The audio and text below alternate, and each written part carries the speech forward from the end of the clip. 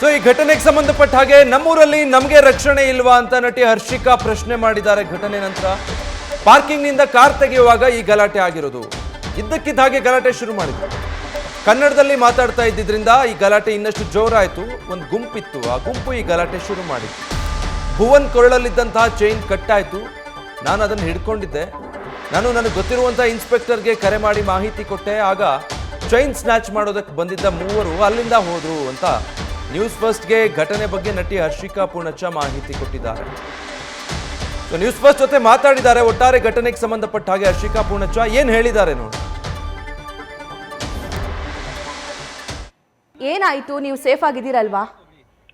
Safe ಆಗಿದ್ದೀವಿ, but very shocking. ಏನಂದ್ರೆ ನಾವು ಹುಟ್ಟು ಬೆಳ್ದಿರೋ ಜಾಗದಲ್ಲಿ ನಮ್ಗೆ ಒಂದ್ ಪ್ರೊಟೆಕ್ಷನ್ ಇಲ್ಲಲ್ಲ, ನಮ್ಗೆ ಈ ತರ ದೌರ್ಜನ್ಯ ಮಾಡ್ತಾರಲ್ಲ ಅನ್ನೋ ರೀತಿ ತುಂಬಾ ಬೇಜಾರಾಯ್ತು. I was literally in shock. So ಅದಕ್ಕೆ ನಾನು ಇದು ಹೇಳೋದಾ ಬೇಡವಾ ಅನ್ನೋ ರೀತಿ ನಾನೇ ಒಂಥರ ಮುಚ್ಚಿಟ್ಕೊಂಡಿದ್ದೆ ಇದನ್ನ. ಆಮೇಲೆ ಇಲ್ಲ, ಜನಕ್ಕೂ ಗೊತ್ತಾಗ್ಬೇಕು, because end of the day safety ಅನ್ನೋದು ತುಂಬಾ ಮುಖ್ಯ ಆಗುತ್ತೆ. ಸೊ ನಾವು ಎಲ್ಲಾ ಕಡೆ ಹೋಗ್ಬಿಟ್ಟು ನಮ್ ದೇಶದಲ್ಲಿ ನಮಗ್ ಸೇಫ್ಟಿ ಇದೆ, ನಮ್ಮಲ್ಲಿ ನಮಗ್ ಸೇಫ್ಟಿ ಇದೆ ಅಂತ ನಾವು ಪ್ರಚಾರ ಮಾಡೋದು ಎಲ್ಲಾ ಕಡೆ. ಆಮೇಲೆ ನಮಗೆ ಈ ತರ ಆದಾಗ ನಾವೇ ಅದನ್ನ ಮುಚ್ಚಿಟ್ಕೊಬಿಟ್ರೆ ಆಮೇಲೆ ತಪ್ಪಾಗತ್ತೆ. ಸೊ ಅದಕ್ಕೆ ನಾನು ಇವತ್ತು ಅದನ್ನ ಆಚೆ ಹಾಕ್ದೆ. It was a very unexpected incident. ನಾವು ಫ್ಯಾಮಿಲಿ ಜೊತೆ ಊಟಕ್ಕೆ ಹೋಗಿದ್ದು. ಊಟ ಮಾಡ್ಕೊಂಡು ಆಚೆ ಬಂದ್ವಿ. ವ್ಯಾಲೆ ಪಾರ್ಕಿಂಗ್ ಇಂದ ಗಾಡಿ ಆಚೆ ತೆಗೆದ್ರು. ವ್ಯಾಲೆ ತಗೊಬಂದ್ ಕೊಟ್ರು. ಗಾಡಿ ತೆಗಿತಾ ಇದೀವಿ, ಭುವನ್ ಅವ್ರು ತೆಗಿತಾ ಇದಾರೆ. ಅಷ್ಟೊತ್ತಿಗೆ ನೀವು ನೋಡ್ಕೊಂಡು ತೆಗಿಬೇಕು ಅಂತ ಶುರು ಮಾಡಿದ್ರು. ಇವ್ರು ಅಲ್ಲಪ್ಪ ತೆಗ್ದೇ ಇಲ್ವಲ್ಲಪ್ಪ, ಇನ್ನು ಇವಾಗ ಕೊಟ್ಟಿದ್ದಾರೆ ಗಾಡಿ, ಇರಿ ತೆಗಿತೀವಿ ಅಂದ್ರು. ಅಷ್ಟೊತ್ತಿಗೆ ಏನು ಕನ್ನಡ ಲೋಗ್ ಏನೋ ಶುರು ಮಾಡ್ಕೊಂಡ್ ಬಂದ್ರು. 2-3 ಜನ ಒಂದೇ ಸತಿ. ಆಮೇಲೆ ನೋಡಿದ್ರೆ ಒಂದೇ ಸತಿ 20 ಜನ. ಆಮೇಲೆ ನೋಡ್ತಾ ಇದೀವಿ ಇವ್ರು ಚೈನ್ ಸ್ನ್ಯಾಚ್ ಮಾಡಕ್ ಟ್ರೈ ಮಾಡ್ತಾ ಇದಾರೆ.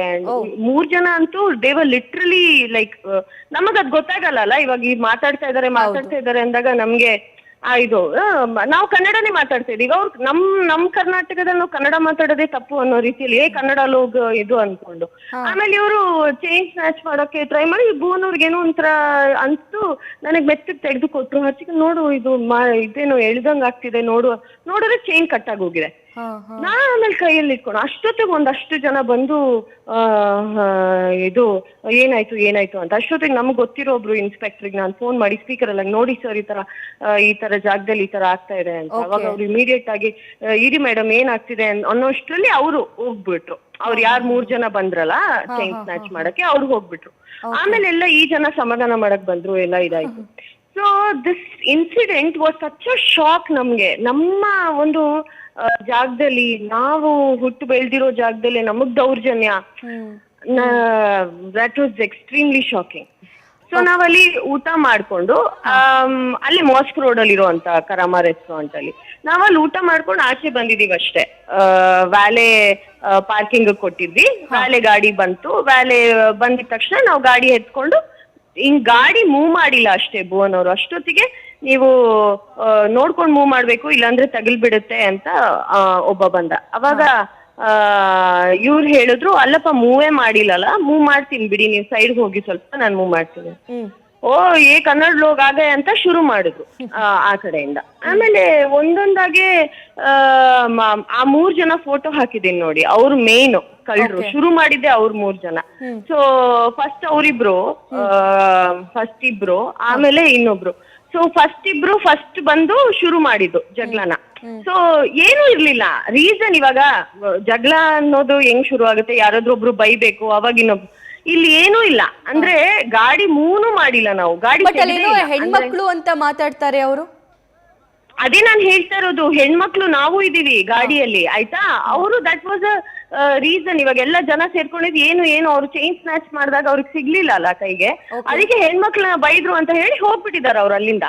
ಆಮೇಲೆ ಇವ್ರ ಕೈಗೆ ಸಿಗ್ಲೇ ಇಲ್ಲ, ಅವರು ಹೋಗ್ಬಿಟ್ಟಿದ್ದಾರೆ, ಆಯ್ತಾ. So that was a reason. ಅದಕ್ಕೆ ನಾನ್ ಹೇಳ್ದೆ, ನಾವೇನಕ್ಕೆ ಹೆಣ್ಮಕ್ಳು, ಫಸ್ಟ್ ಆಫ್ ಆಲ್ ನಾವು ವಿ ಆರ್ ಆಲ್ ವಿಮೆನ್. ನಾವು ಫ್ಯಾಮಿಲಿನೇ ಕೂತಿದೀವಿ ಅಲ್ಲಿ ಗಾಡಿಯಲ್ಲಿ. ಸೊ ನಾವೆಲ್ಲ ಲೇಡೀಸ್ ಇರ್ಬೇಕಾದ್ರೆ ಇನ್ನೊಬ್ರು ಲೇಡೀಸ್ ನ ಯಾಕೆ ಬೈತಾರೆ? ಭುವನ್ ಅವ್ರು ಮಾತಾಡೇ ಇಲ್ಲ. ಫಸ್ಟ್ ಆಫ್ ಆಲ್ ಗಾಡಿ ತೆಗೀರಿ ಅಂದಾಗ ಗಾಡಿ ತೆಗಿತಾ ಇದೀನಪ್ಪ, ನೀವು ಸ್ವಲ್ಪ ಸೈಡಿಗೆ ಹೋಗಿ ಅಷ್ಟೇ. ಅಷ್ಟೊತ್ತಿಗೆ ಎಲ್ಲ ಸೇರ್ಕೊಂಡು ನೋಡಿದ್ರಲ್ಲ ಚೈನ್ ಕಾಣಿಸ್ತಾ ಇತ್ತು ಅವ್ರದ್ದು ಕತ್ತಲ್ಲಿ. ಸೊ ಅದನ್ನ ಸ್ನ್ಯಾಚ್ ಮಾಡಕ್ ಬಂದಿದ್ದು. ಸೊ ಅವ್ರದ್ದು ಚೈನ್ ಸ್ನ್ಯಾಚ್ ಮಾಡಿ ಆಮೇಲೆ ಇವ್ರು ಗೊತ್ತಾಗಿದ್ದಕ್ಕೆ ನನ್ ಕೈಗೆ ಬೇಗ ಕೊಟ್ರು. ಇವಾಗ ಎಷ್ಟೋ ಹೆಣ್ಮಕ್ಳು ಗೊತ್ತೇ ಆಗಲ್ಲ, ಶಾಕ್ ಅಲ್ಲಿ ಇರ್ತಾರೆ. ಕೈಯಲ್ಲಿ ಬಳೆ ಇದೆಲ್ಲ ಹೋದ್ರೆ ಏನು ಗೊತ್ತಾಗಲ್ಲ ಅಲ್ವಾ. ಸೊ ಇಮ್ಮಿಡಿಯೇಟ್ ಅದು ಎಷ್ಟು ಬೇಗ ಆಯ್ತು ಅಂದ್ರೆ ನನ್ಗೆ ಅದನ್ನ ಈಗ್ಲೂ ಪಿಕ್ಚರೈಸ್ ಮಾಡ್ಕೊಳಕ್ ಅಷ್ಟು ಶಾಕ್ ಅನ್ಸುತ್ತೆ. ನಿಜ ಶಾಕ್. ಡೀಟೇಲ್ಸ್ ಕೊಡ್ತಾರೆ ಶಿವಕುಮಾರ್, ಲೈವ್ ನಲ್ಲಿ ಜಾಯ್ನ್ ಆಗ್ತಾ ಇದ್ದಾರೆ. ಶಿವಕುಮಾರ್, ಈಗ ನಮಗೆ ಇಂಟೆನ್ಷನ್ ಏನು ಅನ್ನೋದೇ ಗೊತ್ತಾಗ್ಲಿಲ್ಲ ಅಂತ ಹರ್ಷಿಕಾ ಪೂಣಚ್ಚ ಹೇಳ್ತಾ ಇದ್ರು. ಸೊ ಯಾವ ಕಾರಣಕ್ಕೆ ಇದು ನಡೆದಿದೆ, ಈಗೇನಾದ್ರೂ ಗೊತ್ತಾಗ್ತಾ ಇದೆಯಾ ಘಟನೆಗೆ ಸಂಬಂಧಪಟ್ಟ ಹಾಗೆ?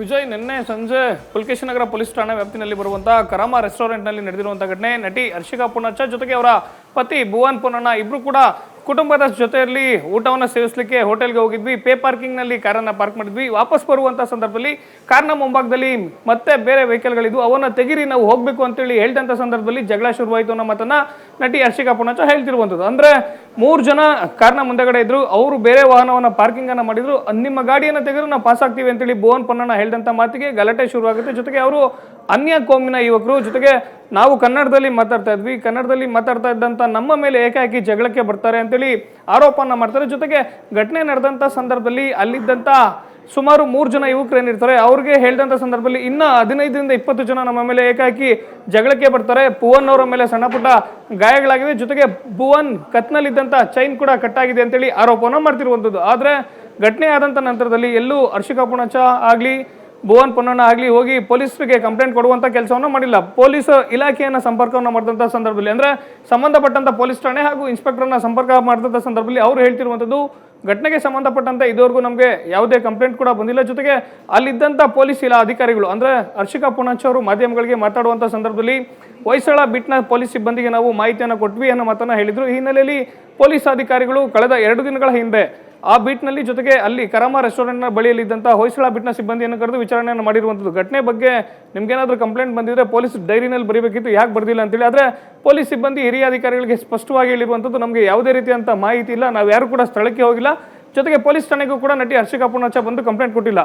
ಒಂದು ವೇಳೆ ಹರ್ಷಿಕಾ ಪೂಣಚ್ಚ ಆಗಿರ್ಬೋದು, ಭುವನ್ ಪೊನ್ನಣ್ಣ ಆಗಿರ್ಬೋದು ಬಂದು ಪೊಲೀಸರಿಗೆ ಕಂಪ್ಲೇಂಟ್ ಕೊಟ್ಟಂಥ ಸಂದರ್ಭದಲ್ಲಿ ಸಾರ್ವಜನಿಕ ಸ್ಥಳದಲ್ಲಿ ಮಹಿಳೆಗೆ ನಿಂದನೆ, ಜೊತೆಗೆ ಎಕ್ಸ್ಟ್ರಾಕ್ಷನ್ ಕೇಸ್ ಕೂಡ ಅಡಿಷನಲ್ ಆಗಿ ಹಾಕುವಂಥದ್ದು. ಅಂದರೆ ಅವರು ಆರೋಪವನ್ನು ಮಾಡ್ತಿದ್ದಾರೆ, ಭುವನ್ ಪೊನ್ನಣ್ಣ ಕತ್ನಲ್ಲಿದ್ದಂಥ ಚೈನನ್ನು ಕಿತ್ಕೊಂಡ್ರು, ನಮಗೆ ಅವಾಚ್ಯ ಶಬ್ದಗಳಿಂದ ನಿಂದನೆಯನ್ನು ಮಾಡಿದ್ದಾರೆ ಅಂತೇಳಿ IPC 354 ಜೊತೆಗೆ 383 ಅಡಿಯಲ್ಲಿ ಪುಲಕೇಶಿ ನಗರ ಪೊಲೀಸರು ಅವ್ರು ಬಂದು ಕಂಪ್ಲೇಂಟನ್ನು ಕೊಟ್ಟರೆ ಕಂಪ್ಲೇಂಟನ್ನು ರಿಜಿಸ್ಟರ್ ಮಾಡ್ತೀವಿ, ಜೊತೆಗೆ ಯಾರೆಲ್ಲ ಆರೋಪಿಗಳಿದ್ದಾರೆ ಅವ್ರ ಮೇಲೆ ಕ್ರಮವನ್ನು ತಗೊಳ್ತೀವಿ ಅನ್ನೋ ಮಾತನ್ನು ಹೇಳ್ತಿರುವಂಥದ್ದು. ಆದರೆ ಹರ್ಷಿಕಾ ಪೂಣಚ್ಚ ಅವರು ಪೊಲೀಸ್ ಠಾಣೆಗೆ ಹೋಗಿ ಕಂಪ್ಲೇಂಟನ್ನು ಕೊಡ್ತಾರಾ ಇಲ್ವಾ ಅನ್ನೋದನ್ನು ಕಾದು ನೋಡಬೇಕಾಗುತ್ತೆ ವಿಜಯ್.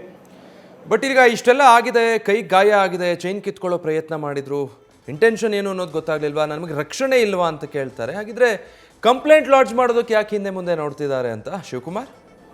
ವಿಜಯ್, ಈ ಪ್ರಶ್ನೆಗೆ ನಟಿ ಹರ್ಷಿಕಾ ಪೂಣಚ್ಚ ಜೊತೆಗೆ ಭುವನ್ ಪೊನ್ನಣ್ಣ ಅವರೇ ಉತ್ತರಿಸಬೇಕಾಗುತ್ತೆ. ಅವರು ಹೇಳ್ತಿರುವಂಥದ್ದು, ಘಟನೆ ಆದಂಥ ನಂತರದಲ್ಲಿ ನಾವೇ ಶಾಕ್ಗೆ ಒಳಗಾದ್ವಿ, ನಾವು ಹುಟ್ಟು ಬೆಳೆದಂಥ ಊರು, ಜೊತೆಗೆ ನಮ್ಮೂರಲ್ಲೇ ನಮಗೆ ರಕ್ಷಣೆ ಇಲ್ವಾ ಅಂತೇಳಿ ನಟಿ ಹರ್ಷಿಕಾ ಪೂಣಚ್ಚ ಭುವನ್ ಪೊನ್ನಣ್ಣ ಅವರು ಹೇಳ್ತಿರುವಂಥದ್ದು. ಆದರೆ ಇದುವರೆಗೂ ಘಟನೆ ನಡೆದು 2 ದಿನಗಳಾದರೂ ಕೂಡ ಯಾಕೆ ಅವರು ಪೊಲೀಸ್ ಠಾಣೆಗೆ ಹೋಗಿ ಕಂಪ್ಲೇಂಟನ್ನು ಕೊಟ್ಟಿಲ್ಲ, ಜೊತೆಗೆ ಮಾಧ್ಯಮಗಳಿಗೆ ಪ್ರತಿಕ್ರಿಯೆಯನ್ನು ನೀಡಬೇಕಾದಂಥ ಸಂದರ್ಭದಲ್ಲಿ ಹರ್ಷಿಕಾ ಪೂಣಚ್ಚ ಹೇಳುವಂಥದ್ದು, ನಮಗೆ ಗೊತ್ತಿದ್ದಂಥ ಪೊಲೀಸ್ ಇನ್ಸ್ಪೆಕ್ಟರ್ಗೆ ನಾವು ಕರೆಯನ್ನು ಮಾಡಿದ್ವಿ, ವಿಚಾರವನ್ನು ತಿಳಿಸಿದ್ವಿ ಅಂತೇಳಿ. ಆದರೆ ಯಾವ ಸ್ಟೇಷನ್ ಲಿಮಿಟ್ಸ್ನಲ್ಲಿ ಇನ್ಸಿಡೆಂಟ್ ಆಗುತ್ತೆ ಆ ಸ್ಟೇಷನ್ಗೆ ಹೋಗಿ ಕಂಪ್ಲೇಂಟ್ ಕೊಡಬೇಕಾಗುತ್ತೆ. ಒಂದು ವೇಳೆ ಹೋಗ್ಲಿಕ್ಕೆ ಸಾಧ್ಯ ಆಗದೆ ಹೋದಂಥ ಸಂದರ್ಭದಲ್ಲಿ ಪೊಲೀಸ್ ಕಂಟ್ರೋಲ್ ರೂಮ್ನ ನಂಬರ್ ಏನಿದೆ 112ಗೆ ಕರೆಯನ್ನು ಮಾಡಿ ಕಂಪ್ಲೇಂಟನ್ನು ಕೊಡಬೇಕಾಗುತ್ತೆ. ಆದರೆ ಅಲ್ಲಿದ್ದಂಥ ಹೊಯ್ಸಳ ಬಿಟ್ ಸಿಬ್ಬಂದಿಗೆ ಹೇಳಿದ್ವಿ, ಗೊತ್ತಿದ್ದಂಥ ಪೊಲೀಸ್ ಇನ್ಸ್ಪೆಕ್ಟರ್ಗೆ ಹೇಳಿದ್ವಿ ಅನ್ನೋದನ್ನು ಬಿಟ್ಟರೆ ಇವರೆಲ್ಲೂ ಕೂಡ ನೇರವಾಗಿ ಹೋಗಿ ಪೊಲೀಸರಿಗೆ ಕಂಪ್ಲೇಂಟನ್ನು ಕೊಟ್ಟಿಲ್ಲ. ಜೊತೆಗೆ ಕೇವಲ ಅವರ ಆಪ್ತರ ಬಳಿಯಲ್ಲಿ ಈ ವಿಚಾರವನ್ನು ಹೇಳ್ಕೊಂಡಿರುವಂಥದ್ದು. ಇವತ್ತು ಮಾಧ್ಯಮಗಳ ಮುಂದೆ ಬಂದು ಹರ್ಷಿಕಾ ಪೂಣಚ್ಚ ಹೇಳ್ತಿರುವಂಥದ್ದು, ಒಂದು ವೇಳೆ ಅವ್ರು ಹೋಗಿ ಕಂಪ್ಲೇಂಟನ್ನು ಕೊಟ್ಟಂಥ ಸಂದರ್ಭದಲ್ಲಿ ಪೊಲೀಸರು ಫಿಸಿಕಲ್ ಅಸಾಲ್ಟ್, ಎಕ್ಸ್ಟ್ರಾಕ್ಷನ್ ಜೊತೆಗೆ ಸೆಕ್ಷುವಲ್ ಹರಾಸ್ಮೆಂಟ್ ಕೇಸ್ನ ಸೆಕ್ಷನ್ಗಳ ಅಡಿಯಲ್ಲಿ ಪ್ರಕರಣವನ್ನು ದಾಖಲು ಮಾಡ್ತಾರೆ.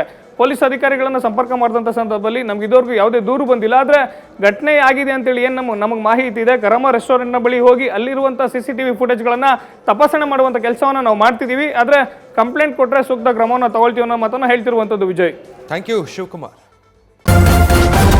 ನ್ಯೂಸ್ ಫಸ್ಟ್ ನಿರ್ಭೀತಿಯಿಂದ ನಿಮ್ಮ ಪರವಾಗಿ.